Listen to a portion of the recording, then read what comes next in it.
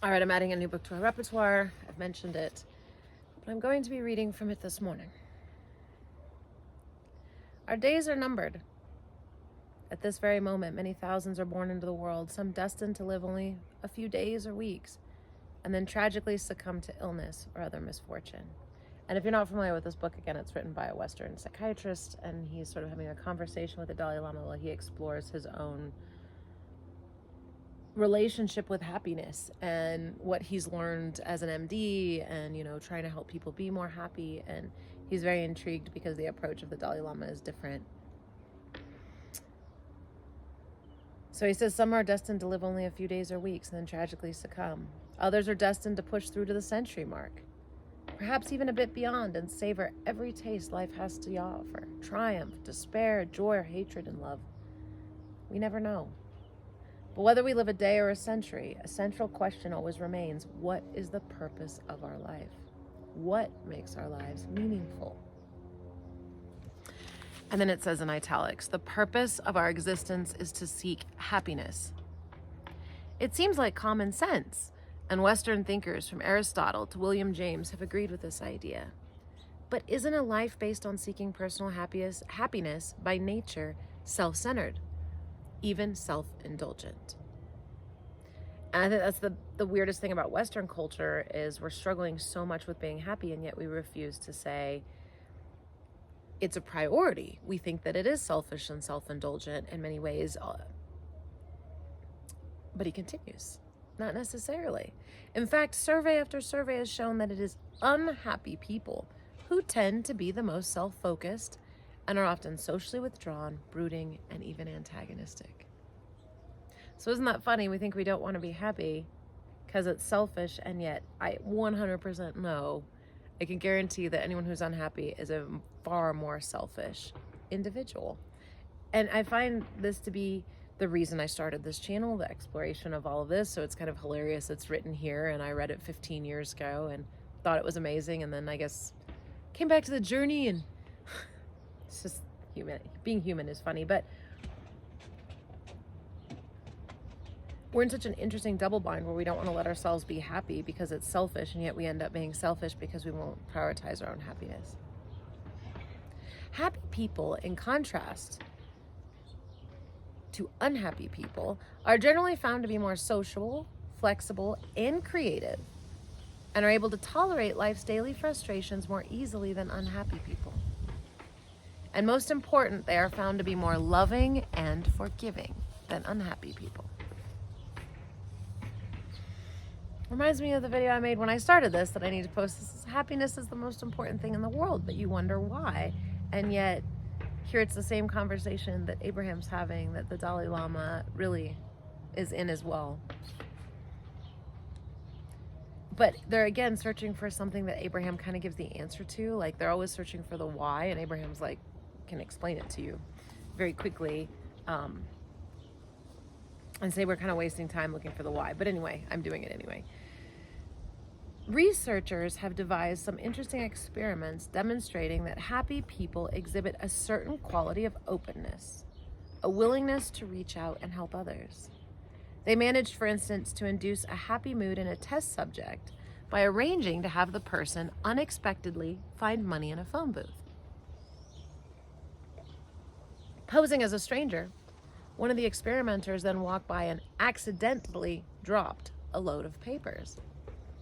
The investigators wanted to see whether the subject would stop to help the stranger. In another scenario, the subject's spirits were lifted by listening to a comedy album, and then they were approached by someone in need, also in cahoots with the experimenter, wanting to borrow money. The investigators discovered that the subjects who were feeling happy were more likely to help someone or to lend money than another control group of individuals who were presented with the same opportunity to help, but whose mood had not been boosted ahead of time. So knowing what we know about vibration, isn't that funny? Because now we realize, okay, well, if someone's not in a better mood, they're going to be in a certain vibration of wherever they're at. They haven't done anything to plug in their vacuum, as Abraham would say. So when the request comes, they're just going to be meeting it where they are, and they're probably feeling a little bit selfish or irritable, and so they can't access generosity or love or joy, or all those things that are at a higher vibrational level that inspire things like giving and sharing. So someone who's had their mood boosted ahead of time has essentially plugged their vacuum in. And so when the request comes or the need from someone else, they're open to helping because they're overflowing and they have their tank is full, and now they're overflowing to help others. It's funny because we always talk about our tank being full. I never thought about it as a happiness tank. Like, I have to work to get myself to a level of happiness where then it flows over and I have it to give to others. I think a lot of times we're giving before it's full, and that's why we tap out quick. While these kinds of experiments contradict the notion that the pursuit and achievement of personal happiness somehow lead to selfishness and self-absorption, we can all conduct our own experiment in the laboratory of our daily lives. Suppose, for instance, we're stuck in traffic. After 20 minutes, it finally begins moving again, at parade speed. We see someone in another car signaling that she wants to pull into our lane ahead of us. If we're in a good mood, we're more likely to slow down and wave them on ahead. If we're feeling miserable, our response may simply be to speed up and close the gap. Well, I've been stuck here waiting all this time, why shouldn't they? We begin then with the basic premise that the purpose of our life is to seek happiness. It is a vision of happiness as a real objective, one that we can take positive steps towards achieving. And as we begin to identify the factors that lead to a happier life, we will learn how the search for happiness offers benefits not only for the individual, but for the individual's family and society as well.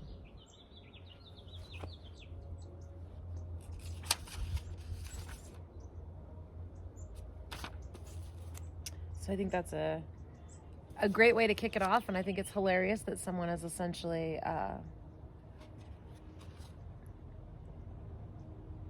in the same conversation, but I read it and then I stumbled upon it again. I'm like, well, I guess it's not that original, but is anything really original? Right? We're always rediscovering where we are. Okay.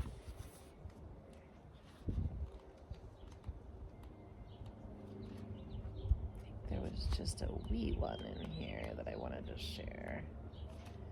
This Alan Watts book is just, although I mean, anything Alan Watts really. It's called Importance. From Alan Watts' Become What We Are. It's a collection of essays. Buddhism is often accused of being a religion so absorbed in the impersonal and the eternal that it overlooks the importance of individual and temporal things. I thought these contrast nicely or complement each other nicely. Oftentimes, I think we've decided that the pursuit of happiness is sort of vapid, and we've been living for so long with this idea that it's okay that reward comes after death, or life is just kind of supposed to be suffering, and we haven't really dug into the insanity of that, especially if one believes in a loving creator. Happiness is the goal. The fascinating thing that you begin to get into is if you base your happiness, and we know this from studying Abraham, but if you base your happiness on your life conditions, which are the importance of individual and temporal things, even though those are really fun, but if you base your happiness on that, which is where this conversation will start to go, it's going to be different than if it's based in a foundational environment that is naturally loving and safe, and that there's sort of a method here, and you are equipped with some things you don't know about. And anyway, Buddhism is often accused of being a religion so absorbed in the impersonal and the eternal that it overlooks the importance of individual and temporal things. According to its teachings, all things that have form are subject to change and void of any enduring self. But this does not imply that such things are unimportant. And I think this is the interesting thing that scares everybody, is that we want to be special. We don't want to think about losing ourself or our piece of consciousness. And there's a piece of Buddhism that can be intimidating when it says, there's really no enduring self. But it's easy to misinterpret, because it's saying all things that have form are subject to change and void of an enduring self. So it's easy to confuse that, which I'm sure he'll get to in a minute, but with us. But the more you get into this and realize we're vibrational, all it's saying is anything in the physical world is not permanent. But the consciousness that operates it is the enduring self and does continue to go on. But it changes forms in this world. Things pass in this world. The physical passes away, the physical form, and then it comes back, and then it passes away, and then it comes back. And it, even if you look at a plant, it's still, you could say, the same plant, but it passes away in winter, and then it springs back in spring and creates a new physical form. The life is held inside. Much probably like the death to life process of a human, right? Passes away, life consciousness is held, the enduring self, somewhere we think it's inside the form, but that's just a word we use in a dimension that has something like space. But and then it pops out again, we express ourselves again. So this isn't quite as oppressive as it sounds. We all know that the things of the world change, but just because my flower passes away this winter doesn't mean it won't be equally as beautiful in spring. And he also says it doesn't imply that such things are unimportant. Importance is not measured by time, and change is a symptom of the presence of life. In other words, life, source, creation is always expanding and growing. It can't stay static. In order to stay eternal, it must always expand. And so that change is a symptom of the very presence of life, that it is happening, it's exciting, it's moving, it's dynamic. A Japanese poem says, "The morning glory blooms for an hour, yet it differs not at heart from the giant pine which lives 1,000 years." Importance is not measured by time. When I read this, it really hit me thinking of what the other book had said about our time is limited, and everyone that comes into this world has a different expression. Some are for a few hours, some are for a few days or weeks, some are for a century. And he's speaking, of course, of humans specifically. But it doesn't make anyone less important. We just don't understand what they are. Some can be a morning glory. What does it say? Some can be a giant pine. There are different energetic expressions of the same thing. And because we analyze it from such a distinct perspective of death bad, life good, we miss that there's a delicate balance of many complex things happening here. Beside the immensity of time and space, man seems a being of the most utter insignificance. In comparison with the vastly complicated problems of the modern world, the lesser hopes and fears of the individual seem of no consequence. But Buddhism is the middle way, and must necessarily regard such an extreme attitude as false philosophy. It is well that one who is too much concerned with his own affairs should consider the immensity of the universe and the destiny of the human race. Isn't that funny? So it's saying it's going to naturally balance you in the sense that Buddhism is the middle way and must necessarily regard such an extreme attitude as false philosophy. So in other words, saying that your individual concerns are of no consequence would be far too extreme for Buddhism to adhere to, but it is saying someone who's only obsessed with their own affairs should also consider the universe, right? Shouldn't we step back and go, wow, why am I here? What is the purpose of life? But let him not consider it too long, lest he forget that the responsibility, not only for human prosperity, but also for the order of the universe, is his own. While modern astronomy tells us of our insignificance beneath the stars, it also tells us that if we lift so much as a finger, we affect them. It's such an interesting thing because I feel like sometimes the human mind was programmed with a requirement for contrasts and opposites and duality. And I'm sure it is a little bit in the physical world, because I feel like there are some things that are resolvable if I were outside my human mind that I can't inside my human mind. Like I think there's a universal truth that something can be many things and one thing, especially consciousness can be many things and one thing at the same time. In our minds, that makes no logical sense and you can't really process it. But I'm convinced that outside of the contrast of one and many, and my mind being so obsessed with the differences between those, and in physicality it being not resolvable, that I am unable to resolve it as a truth on a vibrational, or what do you want, a spiritual, emotional, whatever, non-physical, I guess that's why Abraham uses the word non-physical level. And it's similar to this, where it's like we think we're so insignificant beneath the stars because they're so big and so far away and we're so small, and yet if we move so much as a finger we impact them. There must be a truth that whether you are big or small, you have equal amount of power, and because everything is part of this giant mechanism of God, each thing has sort of a different role, but it all works together. So there is no such thing as insignificance, much less based on size or space, but in a space-time reality where space and time are two of the same illusions, essentially you're just spreading things out, it feels like if something is farther away or that much bigger, it's greater in significance. And I think that's a total human mind trick. It is true that we are transient, that we have no abiding self, in the sense you're not going to live forever in the physical form. But the fabric of life is such that one broken thread may work immeasurable ruin. And I would go as far to say there's no such thing.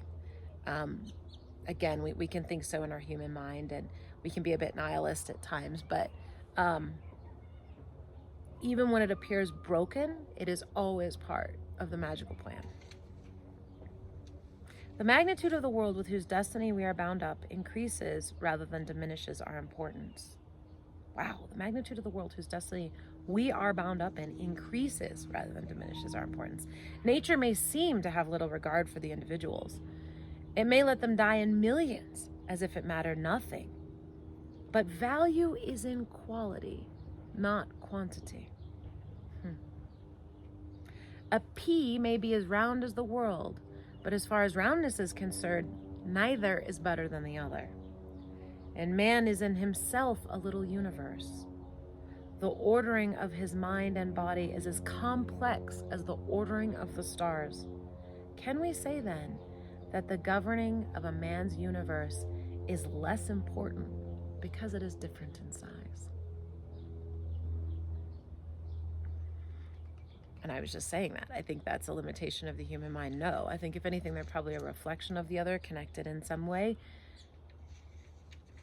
But we are absolutely in a layered world of microcosms. So what is happening in your internal universe is what's happening in the external universe. And I wish I'd written it down yesterday. Let me see if I can get this thought back about value. Something that really hit me when it said, but value is in quality, not quantity.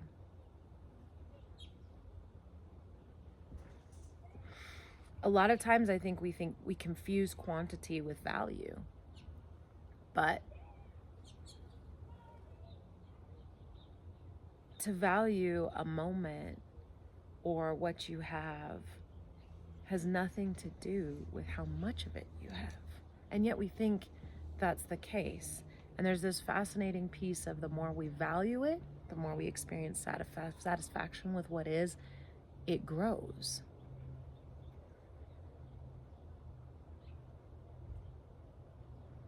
There's another interesting trick in the human mind where we think that we have to constantly be dissatisfied in order to call in or achieve more. And it's fascinating to begin to realize that it says value is in quality, not in quantity. It's not about saving all the lives forever. That isn't what this world is about. It's about giving something its full opportunity and value when it's here. And it's impossible that anything would not be treated with ultimate respect and valued. But when we value our lives and our moments and the things in it, we experience greater happiness and a greater feeling of worthiness and importance, because we feel in relationship with what is. We feel cared for, we look loved for, looked out for. Anyway, I thought that was a really lovely sort of baseline for moving into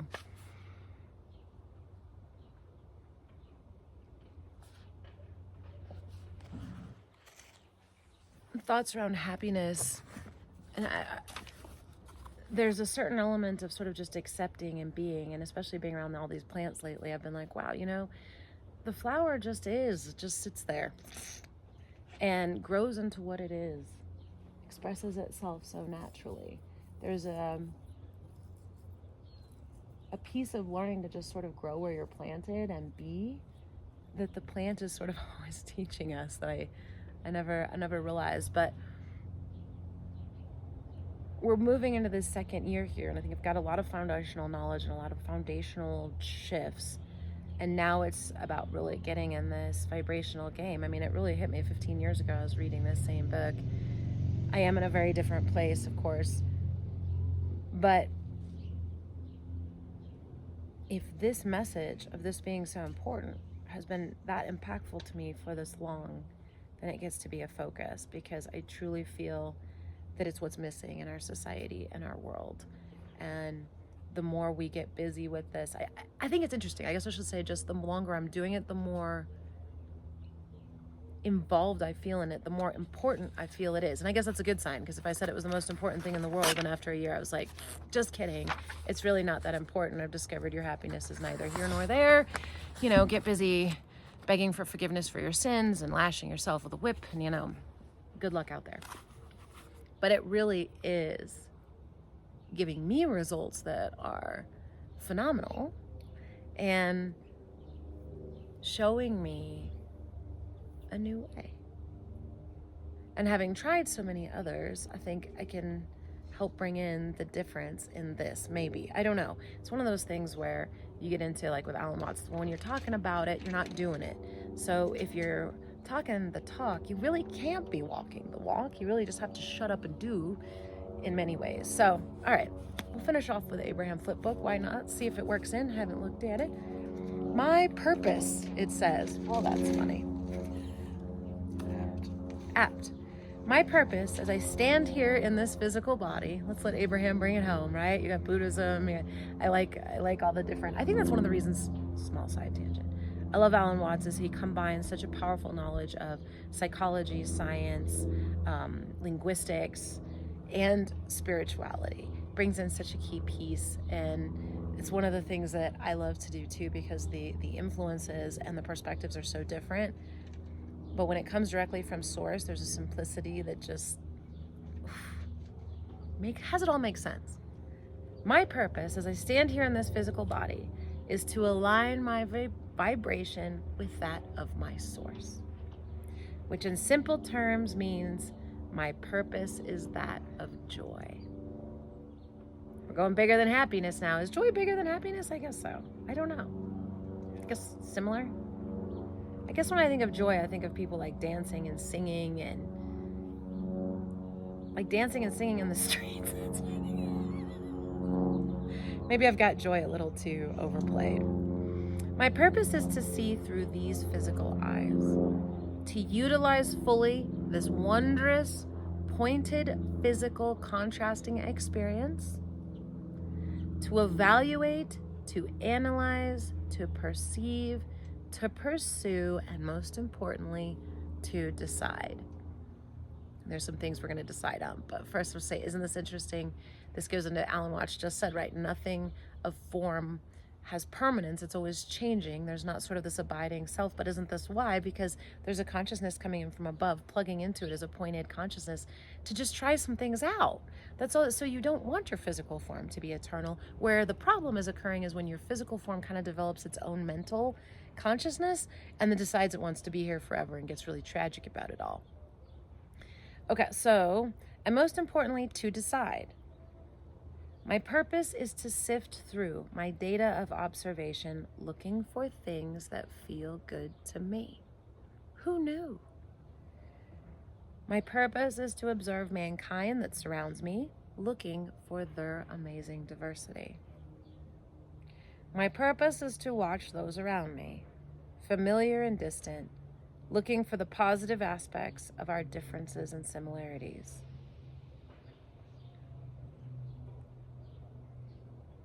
My purpose is to watch those around me, familiar and distant, looking for the positive aspects of our differences and similarities. Something I get to practice with politics this year. My purpose is to allow the perfect contrast to stimulate decision within me, for the decision is the power of focus. And going back to the political thing, just, I just, in general with the whole thing, I want to have this positive aspects of the whole process, positive aspects, what everybody's up to in the situation. And then positive aspects, those are our similarities, that's our differences too. How, yeah, you can totally get down with everybody wanting what they think is best for everybody. My purpose is to allow the perfect contrast to stimulate decision within me, for decision is the power of focus. That's why indecision probably feels so icky. My purpose is to allow this physical time and place to bring me to powerful focus. For through my focus, through my perceiving, through my thought, the energy that creates worlds then flows. That is my true purpose. I am a vessel, vibrationally in harmony with my source energy, making choices to which the energy that creates worlds now flows. Wow, that's deep. And I'm really excited because the next reading we get into, actually, it starts to talk about people having two pieces. Alan Watts, and I think it was The Art of Happiness, they're both starting to talk about people having two pieces, but they don't have words for it. And I've got the Course in Miracles set up here because obviously it's going to call it the Holy Spirit, but similar concept. So when you bring in Abraham and say, let me tell you what these 2 points are of ourselves, everything just starts to make sense. It's fantastic. But anyway, my purpose is to allow this physical time and place to bring me to powerful focus. So in other words, be where you are, grow where you're planted, and learn to be satisfied where you are. For through my focus, I can learn to be satisfied where I am by focusing on satisfying parts of it. For through my focus, through my perceiving, through my thought, the energy that creates worlds then flows. So this is where we get real weird with it. Like, we are a focusing mechanism that essentially flows God. There's a creative force that we would call God, I guess, per se. The Taoists would call it Tao, but that it's always moving. You can't stop it. You're just sort of a directing, but you're a key piece of it. You are a key component of it. You have to have the different components in order to create an entire environment, and it's so beautifully put together. But it says, that is my true purpose. I am a vessel, vibrationally in harmony with my source energy, making choices to which the energy that creates worlds flows. In other words, it needs somewhere to go. It wants to do things. So what better way to do that than create 8 billion points of consciousness that want different things that it can flow to? Think of how powerful creative force that is, that at all times it's answering everyone equally. The other day I was thinking just about my yard alone. If the bugs have vortexes, and the mice and the bunnies and the birds, and we do, it's like we're all sort of meshing together and seeing if we can create something that brings us all into a shared sort of vortex environment together. But it's so cute to think of all these little things wanting, and that the universe treats them all the same. And it even says that in the Bible, doesn't it? Doesn't it say, like, every swallow is cared for, every bird in the field, every blade of grass is thought about and cared for by God. How much more will you be? And I see that, like, if everybody asks and it is given. I mean, even these silly squirrels, like, he's yelling at me again. I miss my squirrels. He's yelling on the fence. That squirrel obviously wanted an unlimited feeder situation with delicious nuts, because I moved in and that's now what I have provided. And he loves it. Anyway, some interesting thoughts on happiness and its importance. I think it's important for us, especially with sort of our Western suffrage Puritan brainwashing a little bit, which is strange. I don't know why that's still there, because so many people, it seems to even be in our mindset, even in other faiths. Talked about Alan Watts, especially with the mechanistic model, thinking everything is dumb. And when you make consciousness dumb, you make it as oppressive an environment on earth as you do when you have that weird, like, dude god up in the sky like Zeus that's just gonna, like, fire lightning bolts off. And it's so interesting that we continue to give our power away and say, you're right, it's not that important, that I should be joyful. And I'm coming to a place where I have a theory on that. I think it's not because we don't think it's possible. I think it's because we don't know how. And because we don't know how, we just say it's not that important. And maybe because very few people have actually achieved true happiness. I think Jesus might have, but he's not really described as happy in the book, but he must have been like super high vibration. There are Buddhist monks who have reached enlightenment, and you can see them on the Discovery Channel and things, and they're always laughing and having a great time. The Dalai Lama is also someone, but other than that, so we have to know that it's important first, and then put the effort in. And then I think as we get there, we're going to realize it's fantastic and really important. At least that's what's happening for me. So I think that's a plenty of a long teaching for today. This is my squirrel. Look, is he coming in for his snacks? Can you see him over there? You can come over and have your snacks. It's a shy squirrel. Haven't had him sign a release to be on YouTube yet, so, we'll have to fuzz out his little eyeballs. Have a great day. Know that you're loved. Thank you for being here. Thank you for making your happiness a priority. Or at least being in the conversation of exploration with me. I hope your day is filled with flowers and sunshine. And even if it's not, that you're able to find a satisfaction in the things that are around you and what is. Even if it's the smallest little thing. And just keep that hope and memory that the more you can achieve even a lighter feeling of happiness or less sad feeling, or wherever you're at, just a little bit more, it grows. It grows, it gains steam, and you get your ground at the different levels. So look at this. Can you? I don't think I can actually bring that close the way it is, but yes. I think that squirrel is officially in the vortex. I thought something happened to him. I was sad. Here I complain about him every day doing this. Like, I buy more birdseed. He knocks all the birdseed out. And then he was missing, and I was genuinely, sad. So, anyway, he can come eat my seed anytime. And you can too.